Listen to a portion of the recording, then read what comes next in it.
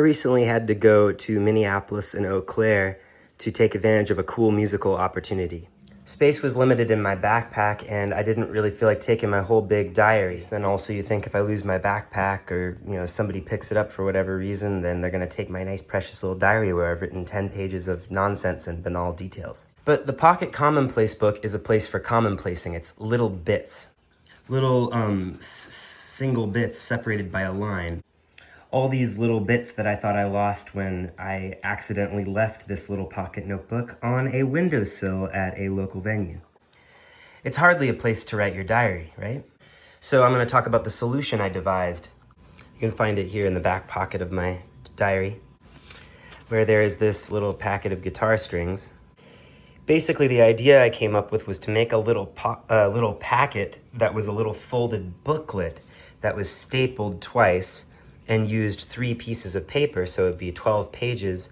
And I basically made this little thing to stick inside my little pocket notebook. You see it doesn't stick out very much. And I thought that I would use that as a place for diary and let the commonplace book continue to be a commonplace book. You can see the whole thing is very small. This, compare it in size to a compact disc and your average jewel case. Since I've been reading The Mad Punter Strikes Again, which is a Peanuts Parade book, I think it's book number 7, I thought I might copy in something from The Mad Punter Strikes Again onto the front of my notebook. And so I traced this little panel here where Snoopy talks about being the faithful dog, suddenly realizing he's wasting his time.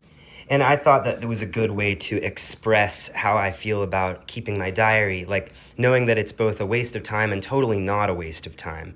I think that, here's a frame where a dog is talking about wasting his time, but really the frame, I think, is a nice little picture. It's a nice little framed picture to have on your wall. So it is a keepsake, even though it contemplates a scary possibility. Although it seems a bit absurd to say that the prospect of wasting your time is a scary possibility. That's just further evidence that I live in the age of turning everything into content. So one day I was at a table and the guitarist in the band was changing their strings, and I said, well, wouldn't this be a nice little slipcase for my little book? I asked the guitarist if I could borrow one of these little packets. It was one of those little packets that the individual strings come in when you buy Ernie Ball strings, specifically size 9 strings. I tried it out and the book fit in just fine. Now I had a little packet that I could use and I could take out my little booklet from it, like taking a precious book out of a slipcase. Yeah! I would stash it the same way, by slipping it right into my notebook on the page that I was on, so to speak. It stuck out a little bit more, which led to the edge of this getting more distressed than the edge of the booklet itself would have done, but that was remediable with pieces of tape. I used one piece of tape from the Cat Cafe where I got these stickers, and then applied another piece of tape when I got home. You can see that the distress also involved this kind of flap where the paper of the packet is glued to itself to make a little place for the string to live. Of course, now my book lives there. Another thing that I got while I was in Minneapolis was an R. Crumb comic where there was this 50-cent thing on the front, and so I traced that onto the back because I thought it'd be funny to have the suggestion that this thing costs 50 cents, that it's worth anything. And then I also just simply like the typography of it, although you can see that I've done the top of this spike way too thick. Here's a more in-focus shot of those 2 staples that make up the binding of this very slim little book. The initial idea here was to make a little book that I could paste into one of the pages of this book so that it would be a tipped-in book. The inspiration for that idea came from Monograph by Chris Ware. Scale comparison between my little notebook and Monograph. See, in Monograph, you can see they'll have little comic books put inside. See, here's another comic, a little mini mock-up of a banjo method book mock-up that Chris Ware. You can see this one is glued just in this little bit here so that the last page can actually be freestanding, and then this back page here is totally level with the page. It is just printed on the page. So I was thinking I would do a similar thing by either gluing that small area or gluing this entire back page flat. You would think that I would get the idea to not do that once I got this slip cover, because this would totally kind of, I mean, unless I glued the most beautiful part of the cover onto the diary, it would be, you know, useless in that context. But really, I think I got that idea when I decided to draw this 50 cents on here, because I thought, oh, well, it's nice to be able to put another graphic on here and preserve the simplicity of the cover here.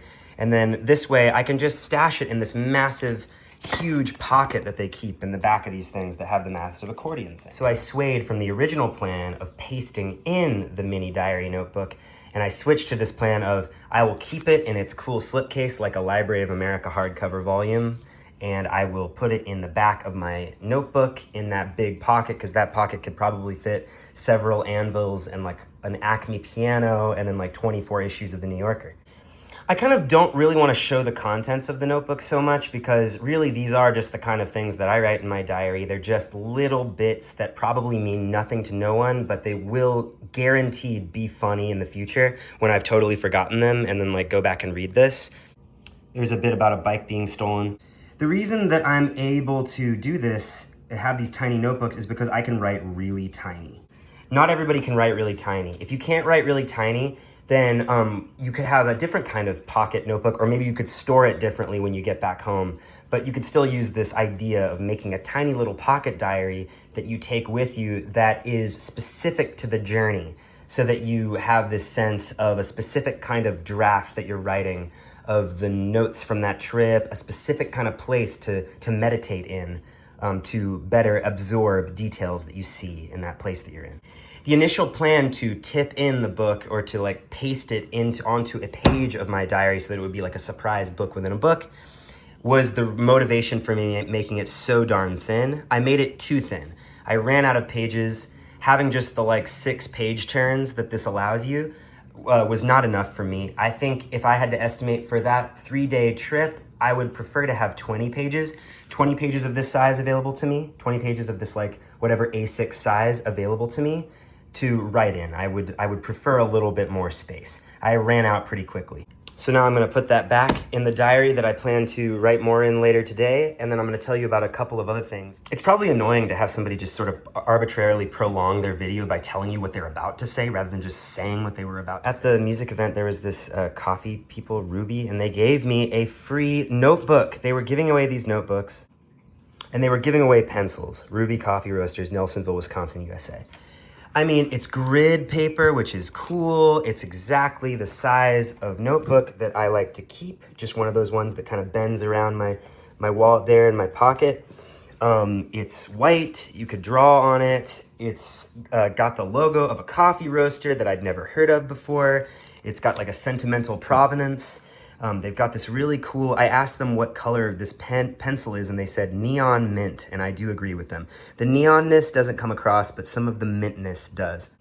I thought it was funny because I guess they assume that people are gonna get these things and just sort of like, maybe like use them a little bit and then not talk about them. The little do they know, I'm about to make a video, you know, of the kind that is the At Al's Breakfast in Minneapolis, I noticed that they were writing down their orders on this paper that had a little picture of, I guess, Al and the name of the neighborhood of Minneapolis that the place is in.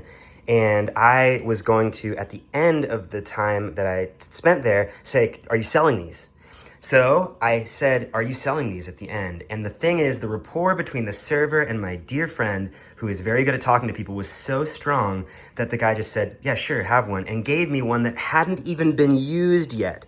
You can see that like the glue that keeps all the pages together, look at that sheen to it, is applied, you know, in a way that can forgive slight misalignments between parts of the, between portions of the stack of pages. I was also given a pen, but I think I've mislaid that pen, but I will definitely be going back to Al's Breakfast, and when I'm there, I will be probably like scouting for a pen, and I'll ask how much they want for it. And I was thinking in my head how much I would pay for this, and at my max price, like my eBay max bid for this was like $5. Also, one of these nice picture postcards. These were I came up on one of these at the music event too.